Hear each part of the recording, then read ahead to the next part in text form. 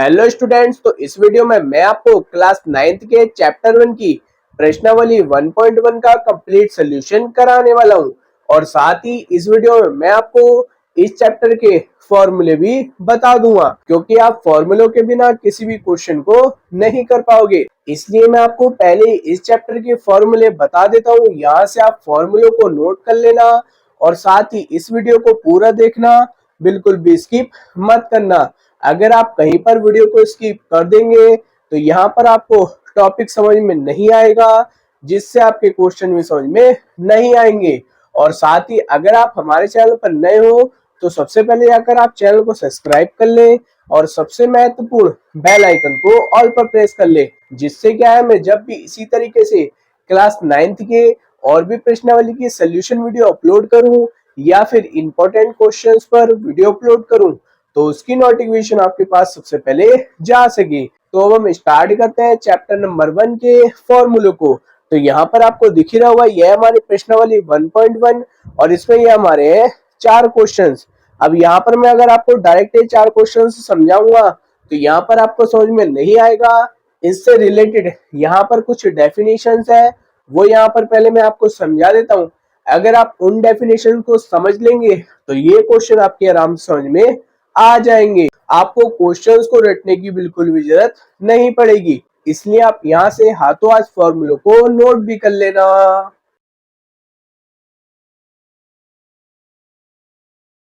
तो ये हमारा क्लास 9th वालों का चैप्टर नंबर 1, जो कि आपको यहाँ पर दिख भी रहा होगा, संख्या पद्धति। इंग्लिश में हम बोलते हैं इसको नंबर सिस्टम। तो पहले यहाँ पर मैं आपको कुछ डेफिनेशंस बता रहा हूँ, यहाँ से आप इन डेफिनेशंस को नोट कर लेना। मुश्किल से 5 या 6 डेफिनेशन है। अगर आप इन सारी की सारी डेफिनेशंस को तैयार कर लेंगे तो ये चैप्टर बढ़िया तरीके से आपकी समझ में आ जाएगा, आपको बिल्कुल भी रटना नहीं पड़ेगा। तो ये हमारे पास पहला टॉपिक है परिमेय संख्या है, जिसको हम इंग्लिश में बोलते हैं रैशनल नंबर्स। यहाँ से आप इसको इंग्लिश में भी नोट कर सकते हैं। यहाँ से इसकी डेफिनेशन स्टार्ट हो जाएगी। पहले यहाँ पर मैं आपको इसकी डेफिनेशन समझा देता हूँ कि परिमेय संख्याएं हमारी क्या होती है। परिमेय संख्याएं वे संख्याएं होती हैं जिन्हें हम P अपॉन Q के रूप में व्यक्त कर सकते हैं, यानी कि P अपॉन Q के रूप में लिख सकते हैं। जहां पर जो हमारा P और Q होंगे वो क्या होंगे, हमारे एक प्रकार से पूर्णांक होंगे और Q नॉट इक्वल टू होगा 0। अगर किसी संख्या में ये कंडीशन आपको दिखाई देती है तो वो संख्या कैसी हो जाएंगी, हमारी परिमेय संख्या है। यहाँ पर मैं आपको कुछ एग्जांपल से समझा देता हूँ, जैसे 2/3, 1/2, 5/7 या फिर 4। जैसे आप यहाँ पर देख सकते हैं, जो यहाँ पर 2/3 लिखा है ये हमारा किस रूप में है, P अपॉन Q के रूप में। जहां पर हमारे पास 2 और 3 क्या हमारे पूर्णांक है और Q नॉट इक्वल टू है 0, यानी कि Q की वैल्यू हमारे पास क्या है यहाँ पर 3। Q बराबर 0 नहीं होना चाहिए, चाहे P बराबर हमारा 0 हो जाए। बस यहाँ पर जो हमारा हर में है, हर में हमारा कभी भी यहाँ पर 0 नहीं होना चाहिए, इतना आप यहाँ पर ध्यान रखना। अब यहाँ पर हमें एक संख्या दे रखी है 4। अब ये संख्या हमारी परिमेय संख्या है। परिमेय संख्या की क्या कंडीशन थी कि हम उसको P अपॉन Q के रूप में लिख सकते हैं या नहीं लिख सकते। तो यहाँ पर हम 4 को 4/1 के रूप में लिख सकते हैं। अगर हम यहाँ पर 1 से 4 पर भाग करेंगे तब भी हमारा यहाँ पर 4 ही आएगा, यानी कि हम 4 को 4/1 के रूप में लिख सकते हैं, जैसे कि हमारी डेफिनेशन में था, P अपॉन Q के रूप में लिख दिया और Q बराबर नहीं होना चाहिए 0। तो वो कंडीशन हमारी यहाँ पर सेटिस्फाई हो रही है। इसलिए अगर हमें कोई सिंगल संख्या भी दे रखी है, अगर हम उसको P अपॉन Q के रूप में लिख सकते हैं तो वो हमारी कैसी हो जाएगी, परिमेय संख्या। तो ये टॉपिक आपको समझ में आ गया होगा।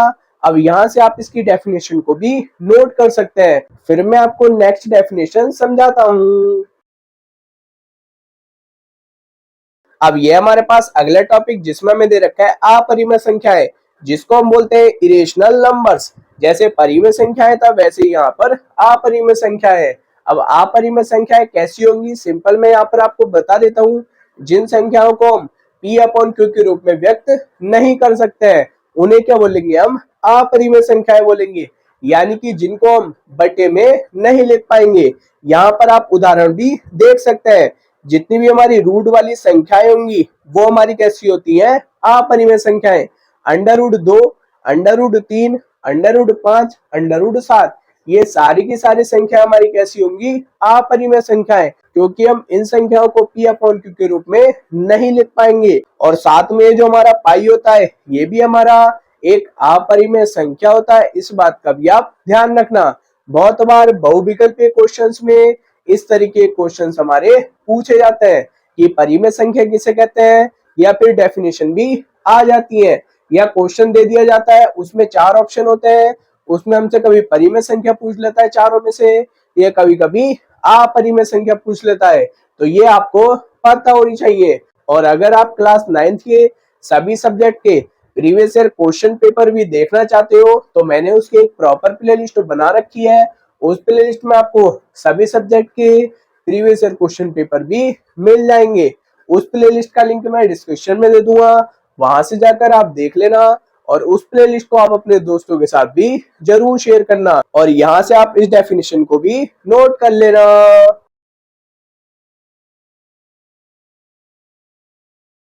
अब ये हमारे पास तीसरा टॉपिक है प्राकृतिक संख्या है, जिसको हम इंग्लिश में बोलते हैं नेचुरल नंबर्स।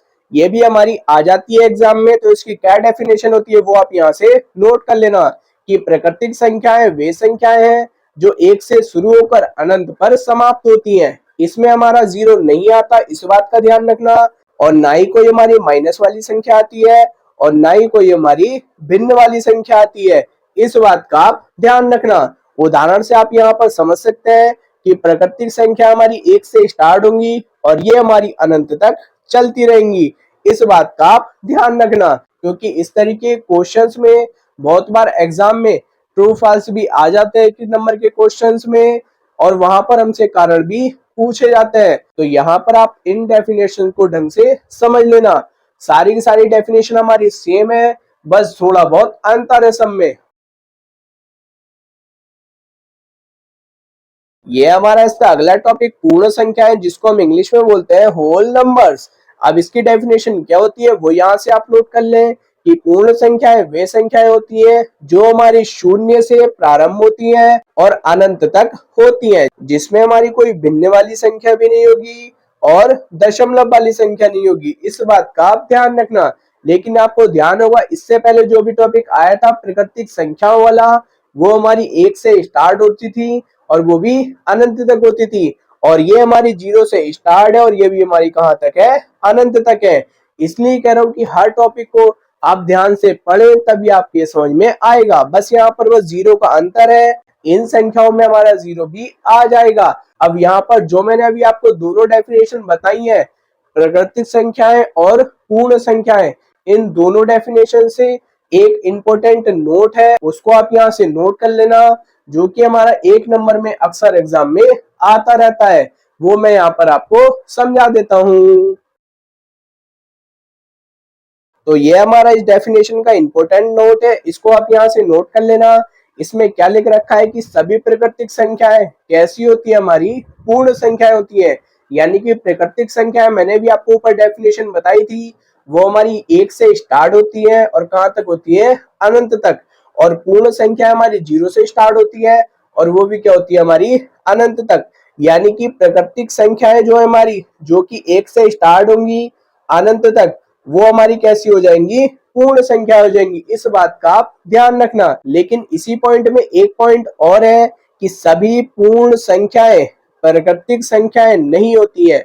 यानी कि जो हमारे पास पूर्ण संख्या है वो हमारी जीरो से स्टार्ट होंगी और वो होंगी हमारी अनंत तक, और जो हमारी प्राकृतिक संख्याएं होती हैं वो हमारी एक से स्टार्ट होती है और वो होती है हमारी अनंत तक। तो सभी पूर्ण संख्याएं हमारी प्राकृतिक संख्याएं नहीं हो सकती, क्योंकि पूर्ण संख्याओं में हमारा शून्य भी आता है, जो कि हमारा प्राकृतिक संख्याओं में नहीं आता। तो उम्मीद करता हूं कि ये जो मैंने आपको नोट बताया है ये आपके समझ में आ गया होगा। अब देखते हैं हम इसमें आगे और डेफिनेशंस को।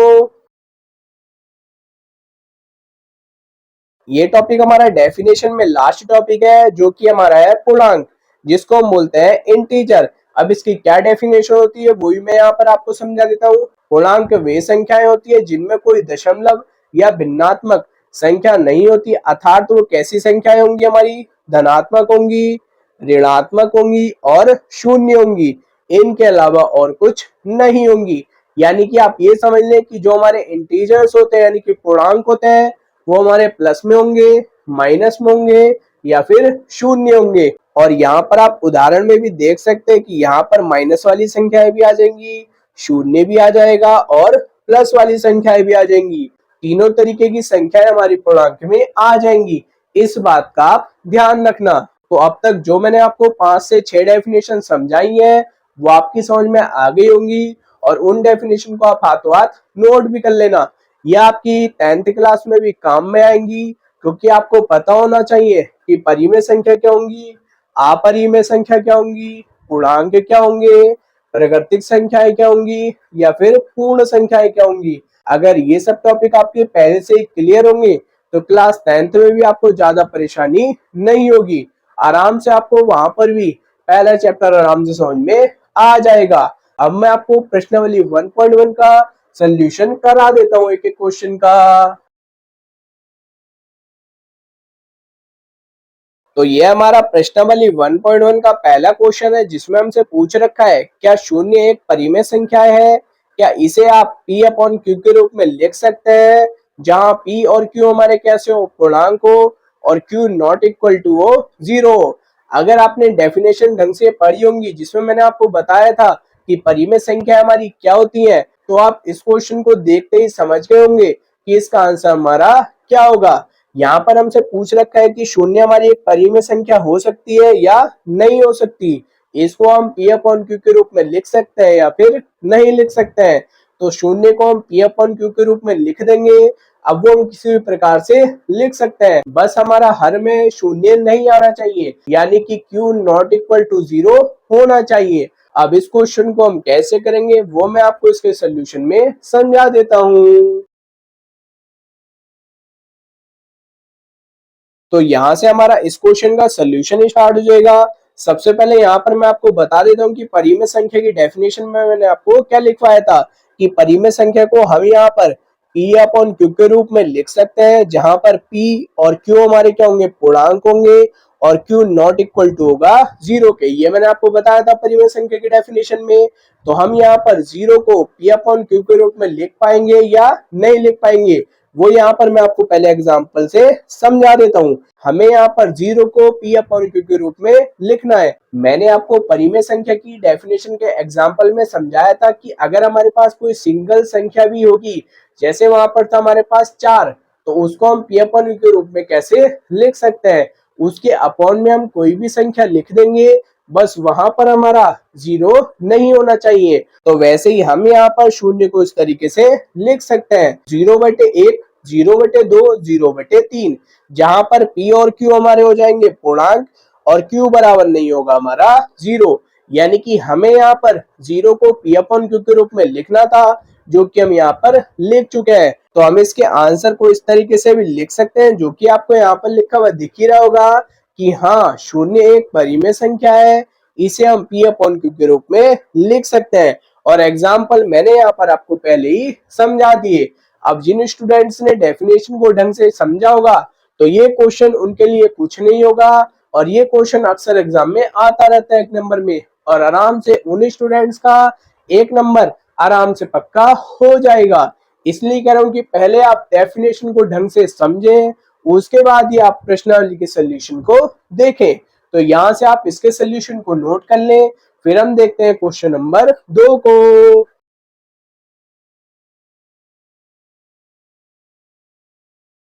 तो ये हमारा दूसरा क्वेश्चन। इस क्वेश्चन में हमसे पूछ रखा है 3 और 4 के बीच 6 परिमेय संख्याएं ज्ञात कीजिए। बहुत आसान क्वेश्चन है ये हमारा, और इस तरीके के क्वेश्चंस हमारे अक्सर एग्जाम में आते रहते हैं। तो इस तरीके के क्वेश्चंस आपको जरूर करने आने चाहिए, क्योंकि एग्जाम में इस तरीके के क्वेश्चंस बार बार रिपीट होते रहते हैं। अब इस तरीके के क्वेश्चंस को करने के लिए यहाँ पर हमारे पास 2 मेथड होते हैं, और दोनों में से जो मेथड आपको आसानी से समझ में आ जाए उस मेथड से आप क्वेश्चन को कर लेना। मैं यहाँ पर आपको दोनों के दोनों मेथड बता देता हूँ। सबसे पहले इस क्वेश्चन में हमसे पूछ रखा है कि 3 और 4 के बीच हमें यहाँ पर 6 परिमेय संख्याएं ज्ञात करनी है।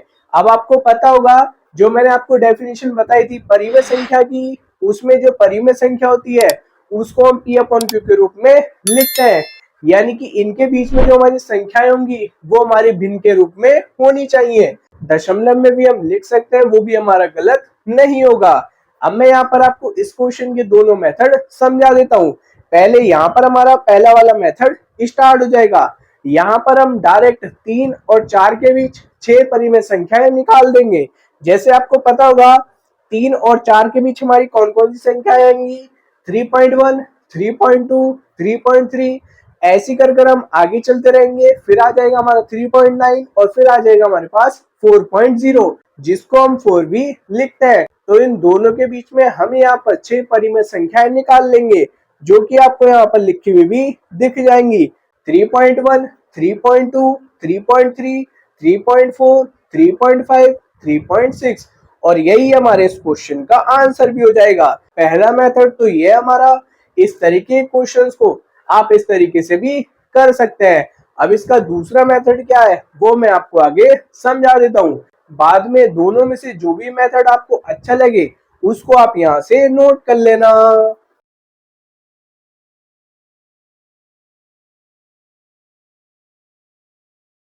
अब यहाँ से हमारा सेकंड मेथड स्टार्ट हो जाएगा।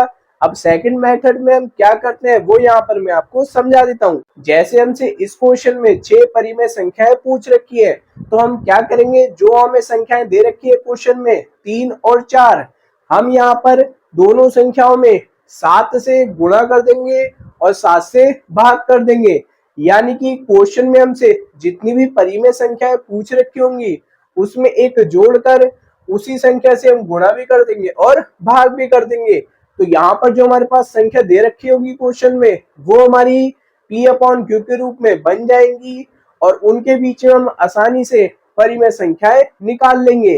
अब जो मैंने यहाँ पर आपको बताया उसको हम कैसे करेंगे वो यहाँ पर मैं आपको समझा देता हूँ, जो कि आपको यहाँ पर लिखा हुआ भी दिख ही रहा होगा। पहले यहाँ पर हम लिख देंगे कि 6 परिमेय संख्याएं ज्ञात करने के लिए हर को 6 + 1 = 7 होना चाहिए, यानी कि हर में हमारा 7 आना चाहिए। तो जैसे मैंने आपको बताया था, पहली संख्या थी हमारे पास 3 और दूसरी संख्या थी हमारे पास 4। तो हमने करा पहली संख्या में भी और दूसरी संख्या में भी 7 से गुणा कर दी और 7 से ही भाग कर दिया।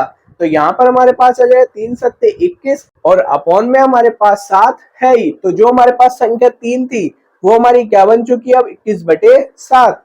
इसी तरीके से हम यहाँ पर 4 को भी चेंज कर लेंगे, तो यहाँ पर हमारे पास संख्या बन जाएगी 28/7। अब हमें यहाँ पर इन दोनों संख्याओं के बीच में 6 परिमेय संख्याएं निकालनी है। तो आपको पता होगा जैसे 21/7 है तो इसके बाद क्या आएगा 22/7, ऐसे ही 23/7, और जो हमारे पास दूसरी संख्या है 28/7, इससे पहले क्या आएगा हमारा 27/7। तो हम यहाँ पर इन दोनों संख्याओं के बीच की संख्याओं को लिख देंगे, जो कि आपको यहाँ पर लिखी हुई भी दिख ही रही होंगी कि परिमेय संख्या इस प्रकार से है कि 22/7, 23/7, 24/7, 25/7, 26/7, 27/7। यही हमारे इस क्वेश्चन का आंसर भी हो जाएगा। बस यहाँ पर हमें ये देखना होता है जितनी भी हमें क्वेश्चन में परिमेय संख्या निकालने के लिए दे रखी होती है, फिर उस संख्या की हम जो हमें क्वेश्चन में 2 संख्याएं दे रखी होती हैं जिनके बीच में हमें परिमेय संख्या निकालनी होती है, उन संख्याओं में गुणा भी कर देते हैं और भाग भी कर देते हैं, जो कि आपको यहाँ पर समझ में आ चुका होगा। तो दोनों में से जो भी आपको मेथड बढ़िया लगा हो तो आप कमेंट कर जरूर बता देना, जो भी आपको मेथड आसान लगा हो। मेरे हिसाब से तो दोनों मेथड ही आसान है। पहला वाला मेथड तो बहुत ही आसान है और उसी मेथड को आप यहाँ से नोट भी कर लेना, और जो इसके बाकी सवाल है उसको भी आप उसी मेथड से करके देख लेना, आपका आंसर आराम से आ जाएगा। अब ये हमारे पास है क्वेश्चन नंबर 3 और यहाँ पर आप संख्याएं भी देख सकते हैं। एक संख्या हमारे पास है 3/5 और एक संख्या है हमारे पास 4/5। इन दोनों संख्याओं के बीच में हमें यहाँ पर परिमेय संख्याएं निकालनी है और वो भी 5 परिमेय संख्याएं। अब ये दोनों संख्याएं हमारी बहुत छोटी संख्याएं हैं, तो इसमें हम पहला वाला मेथड लगा देंगे क्योंकि उससे ये क्वेश्चन हमारा बहुत जल्दी हो जाएगा। अब कैसे करेंगे वो मैं आपको आगे समझा देता हूँ।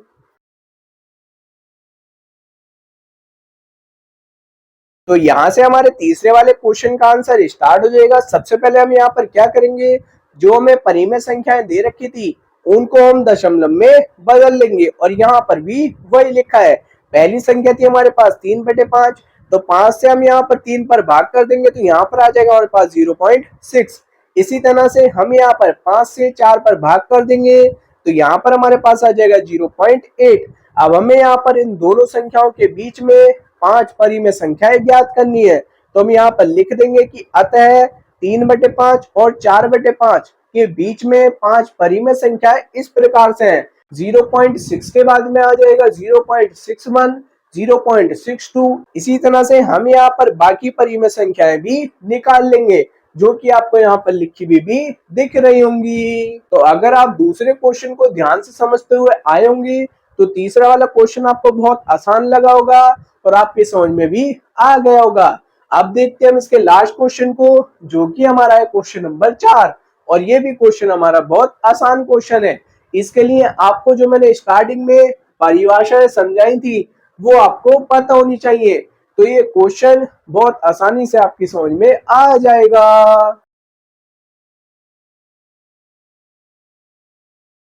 तो ये हमारे पास इसका चौथा क्वेश्चन। इस क्वेश्चन में हमें दे रखा है नीचे दिए गए कथन सत्य हैं या असत्य है, कारण के साथ में अपने उत्तर दीजिए। और यहाँ पर हमें 3 पॉइंट दे रखे हैं। तीनों पॉइंटों में यहाँ पर हमें बताना है कि कौन से पॉइंट हमारा सत्य होगा और कौन सा पॉइंट हमारा असत्य होगा। तो यहाँ से आप तीनों पॉइंटों को नोट कर लेना।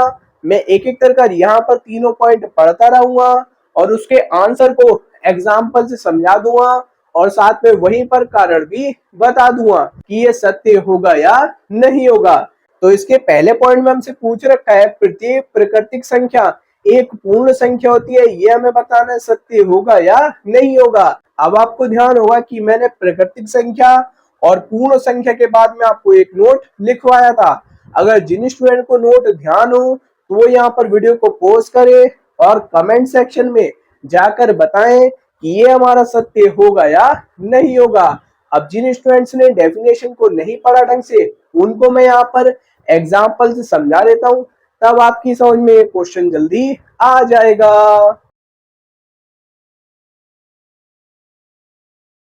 तो यहाँ से इसके पहले वाले पॉइंट का आंसर स्टार्ट हो जाएगा। हमें पहले वाले पॉइंट में दे रखा था कि जितनी भी हमारी प्राकृतिक संख्याएं होती हैं वो सारी हमारी पूर्ण संख्याएं होती हैं। तो यहाँ पर आपको प्राकृतिक संख्याएं और पूर्ण संख्याएं पता होनी चाहिए।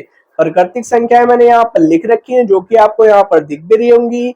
ये हमारी 1 से लेकर अनंत तक होती है और दूसरी ओर जो हमारी पूर्ण संख्याएं होती है वो हमारी 0 से स्टार्ट होती है और ये भी हमारी अनंत तक होती है। अब जो हमें स्टार्टिंग में पॉइंट दे रखा था उसमें कह रखा था कि सभी प्राकृतिक संख्याएं हमारी क्या होती है, पूर्ण संख्याएं होती है।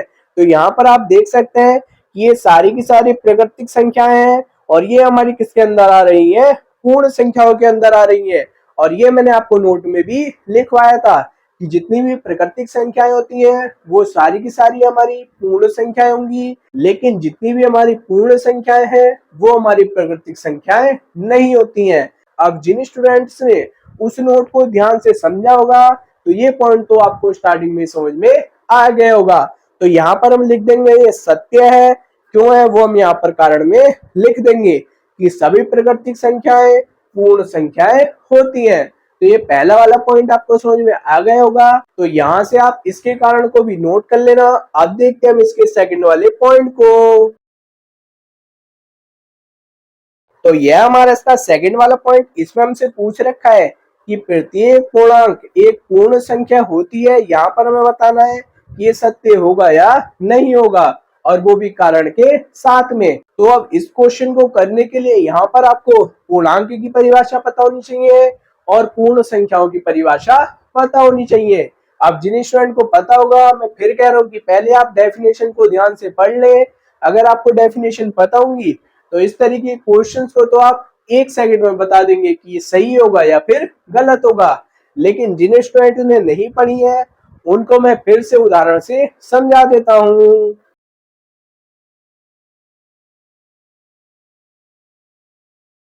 तो यहाँ से हमारा इसका दूसरा वाला पॉइंट स्टार्ट हो जाएगा।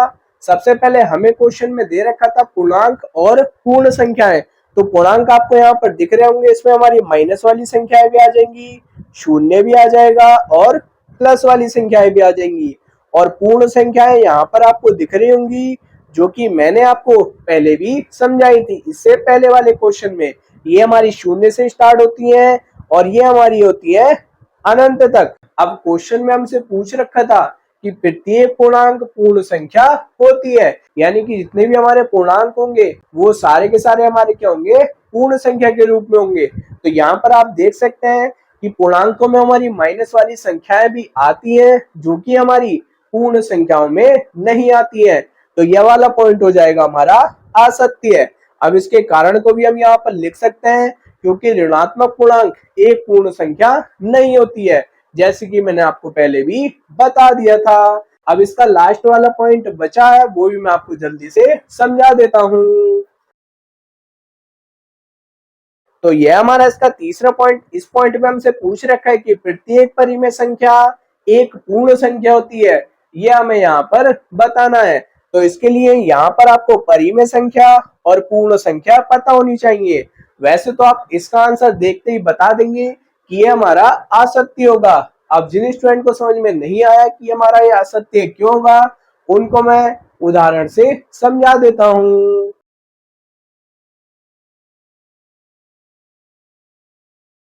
तो यहाँ से हमारा थर्ड वाला पॉइंट स्टार्ट हो जाएगा। पहले हमें दे रखा था परिमेय संख्याएं, तो परिमेय संख्याएं आपको यहाँ पर दिख रही होंगी और यहाँ पर आपको पूर्ण संख्याएं दिख रही होंगी। अब हमें यहाँ पर बताना है कि प्रत्येक परिमेय संख्या हमारी पूर्ण संख्या होती है या फिर नहीं होती है। तो आप यहाँ पर देख सकते हैं कि परिमेय संख्या में हमारी भिन्नात्मक संख्या आ रखी है, जो कि पूर्ण संख्या में नहीं होती है। तो वही हम यहाँ पर लिख देंगे, जो कि आपको यहाँ पर लिखा हुआ भी मिल जाएगा, क्योंकि परिमेय संख्याएं पूर्ण संख्याएं नहीं होती हैं, क्योंकि इनमें हमारी भिन्नात्मक संख्याएं आती हैं। तो यहाँ पर हम लिख देंगे, यह पॉइंट हमारा हो जाएगा असत्य। तो तीनों ही पॉइंट हमारे बहुत आसान पॉइंट थे, लेकिन इसमें आपको डेफिनेशंस पता होनी चाहिए। अगर आपको डेफिनेशंस पता होंगी, जो कि मैंने आपको पहले ही बता दी थी, तो आप इन क्वेश्चन को आराम से समझ गए होंगे।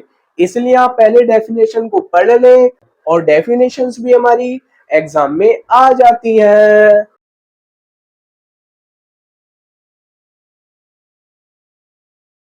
तो प्रश्नावली 1.1 में आपके 4 क्वेश्चंस थे, और चारों के चारों क्वेश्चंस मैं यहाँ पर आपको करवा चुका हूँ, और उम्मीद करता हूँ कि सभी क्वेश्चंस आपकी समझ में आ भी गए होंगे।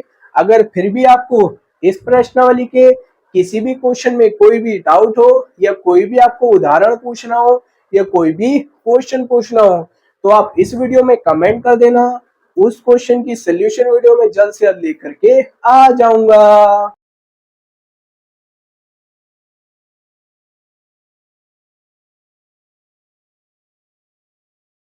जैसे कि आप यहाँ पर देख ही सकते हैं, मैं यहाँ पर आपको अभी प्रश्नावली 1.1 का कंप्लीट सोल्यूशन करा चुका हूँ। इसमें 4 ही क्वेश्चन थे, जो कि मैंने यहाँ पर आपको करवा दिए हैं। अगर फिर भी आपको किसी क्वेश्चन में कुछ समझ में ना आया हो, तो आप कमेंट कर पूछ लेना।